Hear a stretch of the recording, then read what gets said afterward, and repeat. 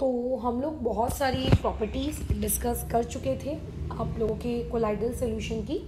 तो इस particular topic में मैं उन प्रॉपर्टीज़ का जिक्र कर रही हूँ जो कि आपकी एकदम डिटेल्ड एक्सप्लेनेशन की मोहताज नहीं है, बट अगर आप उनको जाओ तो वो बेटर ऑप्शन हो सकता है ना। क्योंकि होगा कैसा, सरफेस केमिस्ट्री के जो मेनली सवाल होते हैं वो ऐसे होते हैं कि अगर आपको पता है तो आप कर जाओगे, अगर आपको नहीं कर पाओगे क्योंकि इसमें मैथ्स है ही नहीं। ये क्या है, पूरी तरीके से रट्टाफिकेशन वाला पार्ट सही मायने में बोला जाए तो। सो देयरफॉर इसमें चीजों का ज्ञान होना बड़ा ही आवश्यक है, ठीक है, इसके बारे में हमको पता है। ओके, तो कंटिन्यू करते हैं फिर। तो प्रॉपर्टीज के बारे में अगर मैं बात करूं तो देखो, पहली प्रॉपर्टी मतलब नॉट पहली प्रॉपर्टी, मिसलेनियस वाली प्रॉपर्टी। तो जो पहली प्रॉपर्टी के बारे में बात करें वो ये कि जो भी आपका कोलाइडल सिस्टम होते हैं ये हेट्रोजीनस होते हैं, है ना। जैसे अगर आप दूध को देखोगे, बचपन से मे भी आपने पढ़ा होगा स्कूल में या ट्यूशंस में कि देखो मिल्क और वाटर का जो सिस्टम होता है क्या होता है, आप लोगों का होमोजीनस होता है। क्योंकि देखो इसमें आपको दो अलग अलग फेज नहीं दिख रहे हैं, है ना। ऐसा पढ़ाया होगा आपको, में ऐसा बोला। तो बिल्कुल यार अपन बोल देते हैं क्योंकि छोटे क्लासेस में बहुत आपके लिए ये चीज़ डिफिकल्ट होती है उनको एक्सप्लेन करना कि वो चीज़ किस तरीके से कोलाइडल है। बच्चा जब 4th 5th में होता है, जब होमोजीनस हेट्रोजीनस उसको पढ़ाया जाता है, बट एक्चुअली में कोलाइडल सिस्टम हेट्रोजीनस होते हैं। ये इतने छोटे होते हैं, है ना, कि आपको नेकेड आई से तो नहीं दिखते, लेकिन अगर आप इन लोगों को किस में देखते हो, आप माइक्रोस्कोप में देखते हो, तो माइक्रोस्कोप में आपको ये विजिबल हो जाते हैं। और सिंस ये आपको विजिबल हो रहे हैं, डीपी अलग दिख रहा है, डीएम अलग दिख रहा है, इट मीन्स दैट साफ साफ ये लोग जो चीज़ है आप लोगों की बोलो क्या है, आपका हेट्रोजीनस है, ठीक है। इसमें टोटल 2 चीज़ें निकलती हैं, को हम लोग कहते हैं डीपी और एक को कहते हैं हम लोग डीएम। हम ऑलरेडी डीपी क्या होता है, डीएम क्या होता है डिस्कस कर चुके हैं। पॉइंट नंबर 2 में और कौन सी प्रॉपर्टी होती है, एक हम इनको डिस्कस करेंगे, क्या आप इन्हें फिल्टर पेपर की मदद से फिल्टर पा रहे हो क्या। तो तुम्हें शायद याद होगा कि मैंने तुमको फिर एक टॉपिक पढ़ाया है, प्यूरिफिकेशन ऑफ कोलॉइड्स करके, है ना। तो वो जो पर्टिकुलर टॉपिक आपने पढ़ा है, उस पर्टिकुलर टॉपिक में ये तो है कि हम कोलॉइड्स को सेपरेट आउट कर सकते हैं, तो मतलब प्यूरिफाई कर सकते हैं। अब आप क्या कोलॉइडल पार्टिकल्स को फिल्टर कर सकते हो क्या। तो तुम्हें याद होगा कि वहां पे हमने एक टेक्निक पढ़ी थी, अल्ट्रा फिल्ट्रेशन। उसमें मैंने तुम्हें सब बताया था कि अगर आप लोगों के पास कोई नॉर्मल फिल्टर पेपर है, जो कि यूजुअली स्कूल में मिल जाता है, ठीक है, कोई आपके पास मान लेते हैं नॉर्मल, और अगर आप कोलाइडल सोल्यूशन ऐसे ऊपर से डाल कि उसके पोर्स के अंदर से कोलाइडल सोल्यूशन निकल के बोला, यानी कि इजीली कोलाइडल पार्टिकल्स उस फिल्टर पेपर को क्या कर जाते हैं, क्रॉस कर जाते हैं, ठीक है। आपको ऐसा लगता है कि उस पर्टिकुलर फिल्टर पेपर में कोई पोर्स नहीं है, बट रियलिटी में वहां पोर्स होते हैं, और इवन कोलाइडल पार्टिकल्स के पास होने के लिए वो काफी बड़े होते हैं। अब जैसे जो तुम्हारी कॉपी के किताब के जो पन्ने होते हैं, तुम्हें ऐसा लगता है ना कि अरे उनमें कहाँ कोई पोर है, लेकिन अगर पानी डाल के देखो, एक तरफ से दूसरी तरफ पानी चला जाएगा। इट मीन्स दैट कि हमें नहीं दिखते बट पोर्स वहां पे होते हैं। तो लेकिन अगर मैं मान के चलती हूँ नॉर्मल फिल्टर पेपर के लिए मैं इस्तेमाल कर लेती हूँ अल्ट्रा फिल्टर पेपर इस्तेमाल करती हूँ। फिल्टर पेपर के करने से क्या हो जाता है कि जो आपके पोर्स होते हैं, उन होता है ना, वो रिड्यूस जाता है। वैसे तो अल्ट्रा फिल्टर पेपर कई कंपनीज मार्केट में बनाकर बेचती हैं, यानी कि नॉर्मल फिल्टर पेपर अलग आता है, अल्ट्रा फिल्टर पेपर अलग आता है, थोड़ा सा एक्सपेंसिव होता है, ठीक है। तो वो आपको बना बनाया मिलता है, आप उसको डायरेक्टली यूज करो। बट हम लोगों ने जब ये टेक्निक पढ़ी थी अल्ट्रा फिल्ट्रेशन, तो उस टेक्निक में मैंने तुम्हें बताया था कि अगर आपके पास एक नॉर्मल फिल्टर पेपर हो, DIY, है ना, तो आप उससे किस तरीके से आप अल्ट्रा फिल्टर पेपर में कन्वर्ट कर सकते हो। क्या क्या स्टेप्स थी बोलो वहां पे हमारी, कि पहले हम कोलॉइडल सोल्यूशन इस पर्टिकुलर सिंपल फिल्टर पेपर में क्या डालते हैं बताओ। अगर आपके पास एक सिंपल फिल्टर पेपर है तो स्टेप नंबर 1 में कोलॉइडल सोल्यूशन हम डालते हैं। क्या हम लोग क्या करते हैं, स्टेप नंबर 2 में उसको मिथेनॉल यानी कि फॉर्मल्डिहाइड से वॉश कर लेते हैं, जिसको बेसिकली हम लोग केमिस्ट्री की, और ड्राई कर लेते हैं तीसरी स्टेप में। और ड्राई हो जाता है तो वो जो फिल्टर पेपर बनता है वो फिल्टर पेपर का अल्ट्रा फिल्टर पेपर होता है।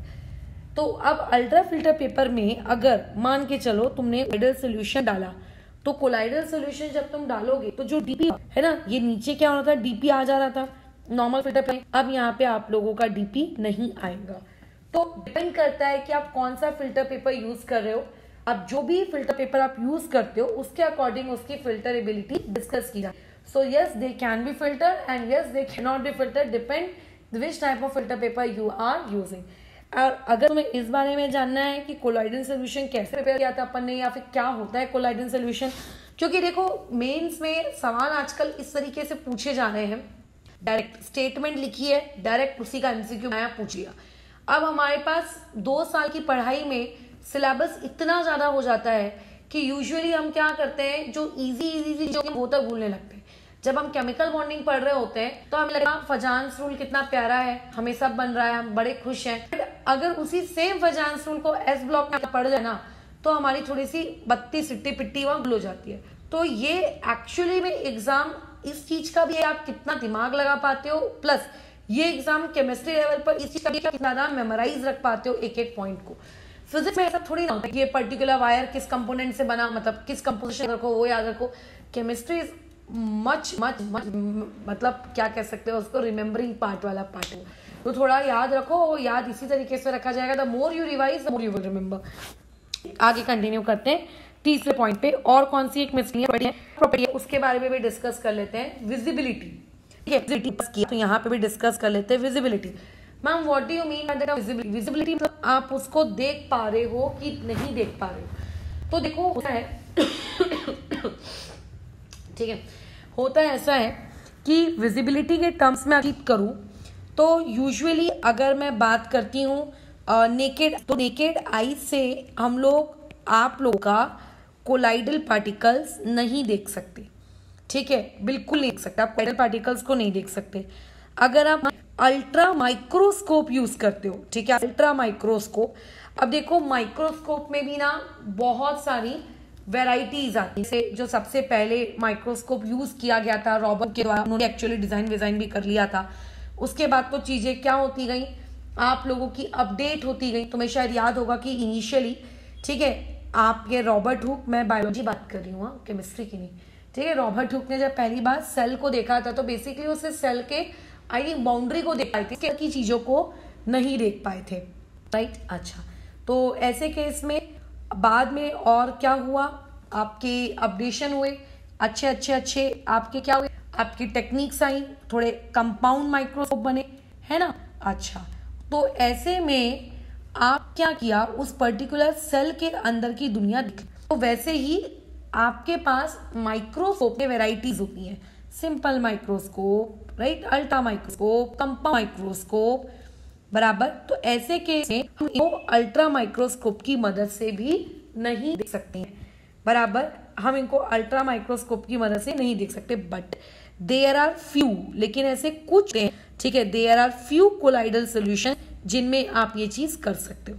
ठीक है, देयर आर फ्यू जिनमें आप ये चीज क्या करते हो, ऑब्जर्व, या फिर आप कह सकते हो विजिबल, इनको करो। ठीक है, तो कुछ में होगा कुछ में नहीं होगा। तो विजिबिलिटी के बारे में आप ये नहीं कह पाओगे कि हाँ आपका 100% है। विजिबिलिटी अल्ट्रा माइक्रोस्कोप के केस में कुछ लोगों के लिए होगी और कुछ लोगों के केस में ये नहीं भी हो सकती है। तो ये 50-50 वाला खेल है, राइट। लेकिन अभी जैसे कि तुम जानते हो कि साइंस बहुत आगे बढ़ गई है, तो एक्चुअल में इलेक्ट्रॉन माइक्रोस्कोप यूज करते हैं। ठीक है, अब तुम्हें इसकी कहानी में नहीं जाना है कि ma'am what is electron microscope, मैं नहीं बताऊंगी और मेरा काम भी नहीं है ऐसा फिजिक्स वाला। लेकिन आप एक्चुअल में एग्जैक्टली कोलाइडल पार्टिकल की पोजीशन तो नहीं देख पाते कि एक्चुअल ऐसा दिखता है कोलाइडल पार्टिकल, बट हाँ आप उसकी क्या देख पाते हो, फोटोग्राफ देख पाते हो। जैसे फॉर एग्जांपल अगर मैं तुमसे कहूं कि मैं अभी जहां बैठी हूं क्या मुझे गैस के पार्टिकल्स दिख रहे हैं, तो तुम बोलोगे नहीं। क्या माइक्रोस्कोप लगाने के बाद दिख रहे हैं, मैं बोलूंगी नहीं। लेकिन इलेक्ट्रॉन माइक्रोस्कोप कहता है कि देखो यार, मैं तुम्हें असलियत में गैस के पार्टिकल्स तो नहीं दिखा सकता, लेकिन हाँ मैं उनके फोटोग्राफ खींच के उनके फोटोग्राफ पे भेज सकता हूँ, तो फोटोग्राफ देख लेना भैया कि फोटोग्राफ ऐसे होंगे वो लोग, है ना। मतलब मैं उनको फिजिकली नहीं दिखा पाऊंगा आपको, बट मैं उनकी फोटोग्राफ के तौर पे मैं आपको उनको दिखा दूंगा। तो ये चीज पॉसिबल है। कभी भी अगर कोई पूछे विजिबिलिटी के बारे में, तो ऑप्शन क्यों किस रिस्पेक्ट में पूछ रहा है, मतलब नेकेड आइज या एक्सेट्रा एक्सेट्रा।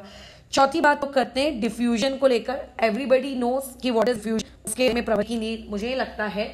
तो देखो कोलाइडल पार्टिकल्स जो होते हैं ये उतनी आसानी से डिफ्यूज पाते है ना, बराबर। ये उनका डिफ्यूजन जो रेट होता है वो काफी उनका जो डिफ्यूजन रेट है वो काफी स्लो होता है। याद होगा जब ये डायलिसिस वाला इसमें भी मैंने कहा था कि पार्टिकल्स बहुत ही स्लोली डिफ्यूज आउट होते हैं, तो इनका जो डिफ्यूजन रेट होता है ये काफी कम है। ये हो गई चौथी प्रॉपर्टी। एक होती है आप लोगों की पांचवी प्रॉपर्टी, ठीक है, मिसलेनियस वाली लिस्ट में, दैट इज विस्कोसिटी। विस्कोसिटी के बारे में तुम्हारा क्या कहना है क्लियरिटी के लिए? तो देखो विस्कोसिटी के बारे में मैं कमेंट नहीं करूंगी, मैं कहूंगी कि आप जाओ पहले आपका कोलाइडल सोल्यूशन कैसा है। अगर सोल्यूशन लायोफिलिक है तो उसके लिए विस्कोसिटी अलग नियम चलेगा, अगर वो लायोफोबिक है तो उसके लिए उसका विस्कोसिटी का नियम बोलो कैसा, थोड़ा अलग। क्या हमने इस विस्कोसिटी वाले नियम पर बातचीत की है क्या? तो यस, हमने इस विस्कोसिटी वाले नियम पे बातचीत की है। कब हमने इस विस्कोसिटी वाले नियम पे बातचीत की है?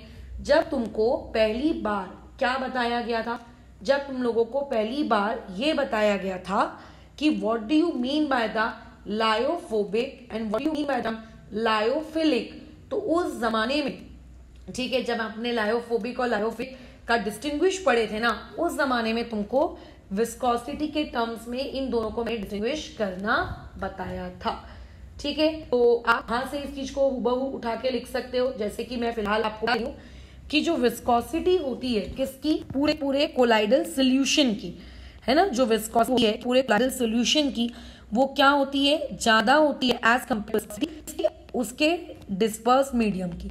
मतलब कोलाइडेशन बनाने से पहले अगर आप उसका डीएम लो, मतलब जिसमें आप बनाने वाले हो, डिस्पर्स मीडियम को अगर आप उठाओ और अगर आप देखो कि अच्छा हाँ यहाँ पे इसकी पर्टिकुलर विस्कोसिटी इतनी है, तो आप ये देखोगे कि वो लायोफिलिक कोलाइडल सोल्यूशन बनने के बाद बोलो क्या हो जाएगा, उसकी विस्कोसिटी बताओ कैसी हो जाएगी, आपकी ज्यादा हो जाएगी। और लायोफोबिक के केस में क्या हो जाता है, कम होती बट कंपेरेबल होती है, ठीक है, कंपेरेबल होती है। यहाँ पे बनने के बाद, बनने से पहले ऑलमोस्ट आप कह सकते हो सेम। यही सेम बात ही मैंने तुमको सरफेस टेंशन के लिए भी बताई, बट सरफेस सकते कोई हार्ड एंड फास्ट रूल नहीं बना सकते कि सारे के सारे। यहाँ पे भी इसको क्लासिफाई किया गया था और इसको किया गया था लायोफोबिक के अकॉर्डिंग। तो जब लायोफिल में पार्ट पढ़ाए थे तो सरफेस टेंशन के रिस्पेक्ट में वहां क्या बताया था कि सोल्यूशन के बन जाने के बाद जो सरफेस कंपेयर टू जब आप लोगों का सोल्यूशन या सोल्यूशन डीएम की सरफेस टेंशन ज्यादा थी। बाकी तो इस चीज को तुम लोग क्या कर सकते हो, अपना लायोफोबिक और लायोफिलिक वाली थोड़ी नोट अगर पन्ना पलटोगे तो वहां पे भी तुमने देखना डेफिनेटली लिखा हुआ था। और लायोफोबिक के केस में ये चीज कैसी हो जाती है, ये चीज कैसी हो जाती है, कंपेरेबल हो जाती है ना।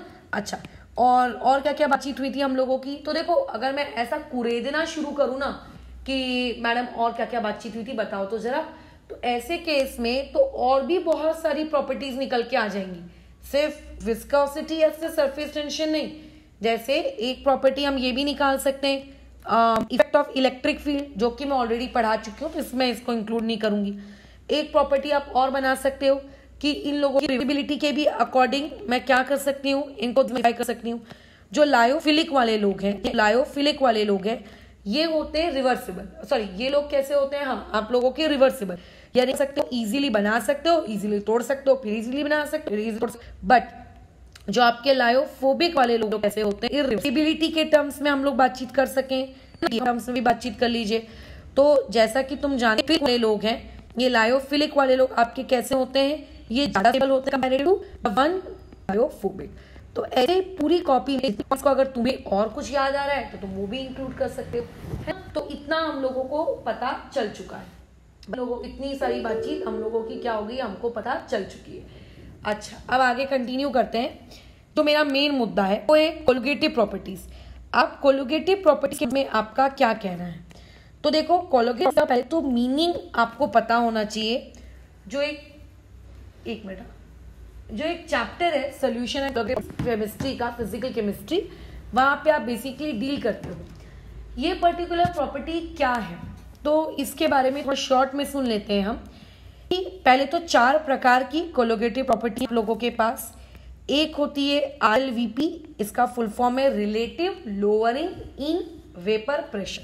दूसरा होता है आप लोगों का डेल्टा, हम लोग कहते हैं डिप्रेशन इन फ्रीजिंग पॉइंट। एक होता है डेल्टा TB, जिसको मैं कहते हैं एलिवेशन इन बॉइलिंग पॉइंट। और एक होती है जिसको हम पाई सिंबल से इंडिकेट करते हैं, दैट इज वो प्रॉपर्टीज हैं जो किस पे डिपेंड, मतलब जो कोलोगेटिव प्रॉपर्टी है। बेसिकली कोलोगेटिव प्रॉपर्टीज किसको कहोगे बताओ? तो कोलोगेटिव प्रॉपर्टीज उन प्रॉपर्टीज को कहा जाता है जो कि इस बात पे डिपेंड करती हैं कि उस पर्टिकुलर प्रॉपर्टी को मेजर करते वक्त आपके पास सॉल्यूट के पार्टिकल्स कितने थे, या फिर मैं ऐसा कहूं सॉल्यूट का मास कितना था। ठीक है, depend upon the particles of solute. अगर ये पर्टिकुलर प्रॉपर्टीज अपनी अलग वैल्यू शो करेंगी और अगर पार्टिकल कम होंगे तो अलग वैल्यू शो करेंगी। जैसे इजी भाषा में समझने की कोशिश करते हैं, पानी की डेंसिटी चाहे आप 1000 लीटर पानी के लिए निकालो, चाहे आप 1 लीटर पानी के लिए निकालो, वही आनी है, राइट। बट ऐसे केस में अगर मैं कोलोगेटिव प्रॉपर्टीज की बात करूं तो जो 1000 लीटर के लिए आप कोलोगेटिव प्रॉपर्टी निकालोगे वो अलग आएगी, और जो आप 1 लीटर के लिए निकालोगे या 1 ml के लिए निकालोगे कैसी आएगी, अलग आएगी। सो देयरफॉर जो प्रॉपर्टीज क्या कर जाए, वेरी करें कि नंबर ऑफ सॉल्यूट पार्टिकल्स कितने हैं, सॉल्यूट पार्टिकल्स, उन प्रॉपर्टीज को बेसिकली हम लोग क्या कहते हैं, कोलोगेटिव प्रॉपर्टीज कहते हैं। ठीक है, उन्हें हम लोग क्या कहते हैं, प्रॉपर्टीज। तो ये 4 कोलोगेटिव प्रॉपर्टीज होती हैं। अब कोलाइडल सोल्यूशन का इन कोलोगेटिव प्रॉपर्टीज से भैया क्या लेना देना है? क्या कोलाइडल सोल्यूशन के अंदर सॉल्यूट पार्टिकल्स होते हैं क्या? ऑब्वियसली क्यों नहीं होते। हम डीपी को ही तो अपना सॉल्यूट पार्टिकल कहते हैं, है ना। डीपी को हम अपना सॉल्यूट कहते हैं और डीएम को हम सॉल्यूट कहते हैं। तो आप लोगों के जो कोलाइडल सॉल्यूशंस होते हैं जिनको मैं CS लिख रही हूं, एक्चुअल में कोलोगेटिव प्रॉपर्टीज शो करते हैं। ठीक है, कोलोगेटिव प्रॉपर्टीज इनके अंदर नहीं होती, हल्के हल्के से थोड़ी थोड़ी सी प्रॉपर्टी ये लोग शो करते। ठीक है, क्यों शो करते, रीजन क्या है? देखिए, अगर मैं कोलाइडल सोल्यूशन को अज्यूम कर कि कोलाइडल सोल्यूशन के अंदर में उसका जो डीपी है वो क्या है, तो आप क्या कहोगे उसके डीपी के बारे में? जैसे एक एग्जांपल के तौर पे समझते हैं, ये मान लेते हैं आप लोगों का एक DNA को ये आपका एक डीपी होता है, बट रियलिटी में ये एक डीपी बहुत सारे छोटे छोटे छोटे छोटे छोटे छोटे छोटे होता है, कॉम्बिनेशन होता है। मतलब मैं ये कह सकती हूँ 1 DP 100 पार्टिकल्स, 100 एक जस्ट रैंडम नंबर है, राइट। लेकिन अगर मैं ये किसकी बात चल रही है, ये बात चल रही है आपके कोलाइडल सॉल्यूशंस की। लेकिन अगर मैं कहूं कि मैं ट्रू सोल्यूशन में हूं, हम लोग डीपी वर्ड नहीं यूज करते, वहां पे हम सॉल्यूट वर्ड यूज करते हैं। तो जो पार्टिकल होता है वो बेसिकली एक ही पार्टिकल टू एक पार्टिकल। तो अगर इमेजिन करो, मैं कहूंगी कि मेरे पास एक डीपी है, तो एक डीपी मैं मानती हूँ 100 पार्टिकल्स के बराबर है, बट क्या वो 100 पार्टिकल्स अभी अलग है क्या? नहीं, वो कंबाइंड हो गए, यानी कि ओवरऑल नंबर पार्टिकल की संख्या क्या हो गई है, कम हो चुकी है ना। ओवरऑल क्लस्टर बन गए ना, एक कंप्लीट उन्होंने एक एग्रीगेट बना लिया, एक मॉलिक्यूल में कन्वर्ट हो गए। तो अगर मैं इंडिविजुअली काउंटिंग करूं कि कितने डीपी हैं, तो इंडिविजुअली काउंटिंग तो घट गई as compare to true solution. तो इसीलिए ट्रू सोल्यूशंस के रिस्पेक्ट में अगर मैं कोलोगेटिव प्रॉपर्टीज मेजर करती हूँ तो ट्रू सोल्यूशन ज्यादा होते हैं, तो इनकी कोलाइडल प्रॉपर्टीज ज्यादा है, और इनमें कंपैरेटिवली बोलो कैसी होती हैं, कम होती हैं। तो शो तो करेंगे क्योंकि पार्टिकल्स इनमें मौजूद हैं, और दूसरी बात ये कम होते हैं as compare to true solution. कहानी की अब हम लोगों की एक ही पर्टिकुलर प्रॉपर्टी बच जाती है, दैट इज आप लोगों का हेल्महोल्ट्ज इलेक्ट्रिक डबल लेयर या फिर जीटा पोटेंशियल। वैसे वो इलेक्ट्रिकल प्रॉपर्टीज में आता है मैंने, बट इलेक्ट्रिकल प्रॉपर्टीज का मेजर पार्ट पहले ही पढ़ा दिया है, इलेक्ट्रोफोरोसिस, इलेक्ट्रोस्मोसिस। सिर्फ मुझे वो पर्टिकुलर पार्ट ही तुमको समझाना है, तो पर्टिकुलर पार्ट क्या होता है बस। और उसके बाद फिर हमारा एक पार्ट बचेगा एप्लीकेशंस का, और आई थिंक यूजेस वगैरह का जो भी होगा, कोलाइडल सोल्यूशन को आप कहाँ कहाँ यूज करते हो। और जब मैंने तुम्हें पहली डीपी और डीएम को इंट्रोड्यूस किया था, मैंने कहा था टोटल 8 कॉम्बिनेशन बन सकते हैं डीपी और डीएम के, बट क्या वो 8 कॉम्बिनेशन पढ़े क्या? नहीं, उन 8 में से हम एक ही कॉम्बिनेशन पढ़ते हैं, वो है कोलाइड्स, और कुछ हद तक हम इमल्शन को पढ़ लेते हैं। तो एप्लीकेशन खत्म होने के बाद इमल्शन पढ़ेंगे और खत्म। और इमल्शन ज्यादा बढ़िया आगे की बातचीत होगी, उसके बाद इमल्शन या आधा घंटा मैक्स टू मैक्स होगा, फिर सरफेस केमिस्ट्री को तुम क्लोज डाल सकते हो। ठीक है।